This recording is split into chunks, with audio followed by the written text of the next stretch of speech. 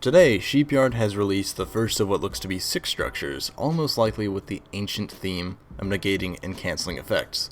What's poppin' birds, Pop Wiggles back in the nest, and today I'm going to be telling you guys about the new swarm structure that has just been announced today.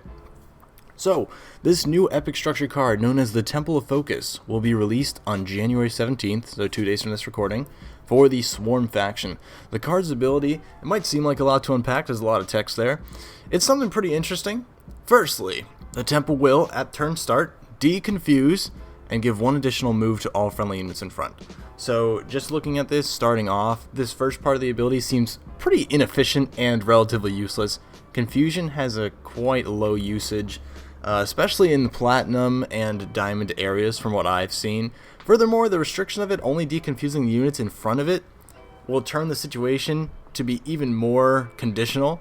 The very few units that will ever get confused over the lifetime of the match will have to be in front of the structure. But I also remind you that confusion, as a mechanic, stands to make units move to the left and right, potentially avoiding the structure's ability in general if placed after the confusing has already been inflicted. So basically, if you place, if your opponent plays Sweet Cat Kittens, confuses your conflicted drakes, let's say, and you say, well, I don't want them to be confused anymore, and you place the structure behind the drakes, there's a possibility that on your next turn, or on the turn, they could just move out of the way of the structure, and then it won't work. So that's kind of problematic, considering that's kind of what confusion's all about, right? Alright, so the first part of that ability might not seem so strong, so let's take a look at the second half and see if it might be a little bit more useful. The additional movement speed could be quite useful, alright? So, like I said, the second half of the ability is giving the units in front an additional move. So the additional movement speed could be quite useful.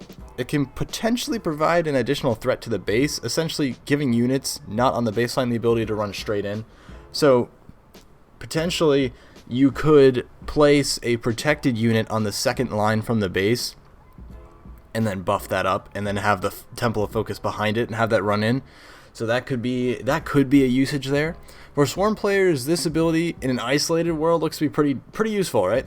It gives more of the Swarm Rush deck's roster the ability to be threatening. So obviously in the Rush deck, in an optimal situation, you want all your cards to be able to move, but sometimes they can't exactly. So for example, in Reckless Rush's newest style of his Rush deck, the Snow Servers one, he's got Head Start in there, and you can also put Call Militia as an optional card. And obviously neither of those move by themselves on the turn they're placed. So potentially, if you put Head Start and it just happens to go in front of the structure, or you could do some RNG manipulation and get it to spawn in front of the structure, Head Start can now run into the base on the next turn. So that could be something that you can do. Actually a pretty decent idea, right? Alright, the problems. However, this card is in direct competition with Forgotten Souls at the same mana cost. They both cost 3. Forgotten Souls has a few distinct advantages that more or less render this card pretty useless. The Souls, firstly, are unit, which means they have the ability to move and pressure the opponent. They also have a moving strength on the board. Obviously, as a structure, you can't move and you cannot attack the base. So, theoretically, if the opponent wants to just ignore it, they can. It's not one of those that does direct damage like Pillars of Doom or the Siege Assembly. So it's really not that big of an issue if they just want to leave it alone. Secondly, they have the same ability in all practical senses, so like I said, that confusion mechanic thing, really not going to come into play ever. The big thing is the movement. And Forgotten Souls have one advantage over them, even though they have basically the same ability, and that's that the Forgotten Souls can activate their ability the second that they are placed down, while the Temple has to wait a turn. So, because the Temple has this delay, the opponent can plan more counters, has more time to prepare, things like that, right? You can't do anything if your opponent just plays Forgotten Souls and pushes in Gifted Recruits into your base. You can't do anything because that'll be on 1 turn for like 5 mana.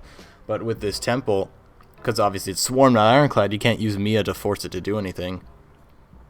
They have a good opportunity to counter it, or figure out what they want to do, basically, which is why the Souls are better. Just as an additional piece of overkill, that's why the Souls are better, level 5 Souls decimate the structure with the ability to command surrounding units. This structure only commands the forward units to get their double boost. Souls command surrounding. So that means you could potentially push 3 units into the base, and then if you have anything adjacent, you can even get a second line moving in with level 5 souls. And that just, oh my goodness. Also, as a side note, level 5 souls absolutely embarrass Herald's Hymn as well. You can place basically 2 souls for the price of 1 Herald's Hymn. It's ridiculous. Alright, let's move on to the third part of the Temple's effect. It deals 1 damage to itself when the boosted unit reaches the enemy base. So, in my opinion, there's not much to say here other than it serves as a balance for the structure, making it a non-permanent placement. So if it's being used properly, it's going to get destroyed by itself, which is kind of stupid. I don't think this is super necessary, because without that, the structure is really not too threatening. I mean, we'll see, obviously, when it comes into play. Predictions are just predictions, but I don't think that this little extra balancing thing was super necessary. Honestly, it just doesn't seem so good. So, the overall effect on the game, let's take a look at this.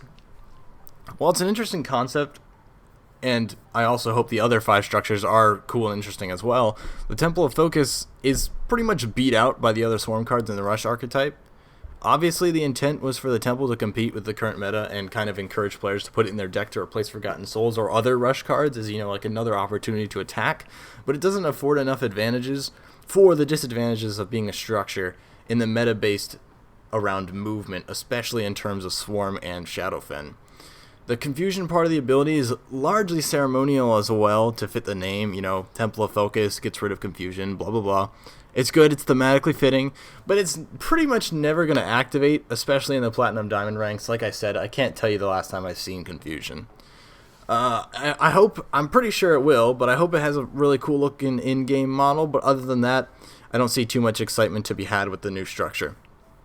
So, did I miss anything? Do you see any good uses for the structure that I didn't mention? Let me know in the comments down below, and I will be sure to read them. Anyhow, thank you all so much for watching. Hope you have a fantastic day, and I'll see you guys next time.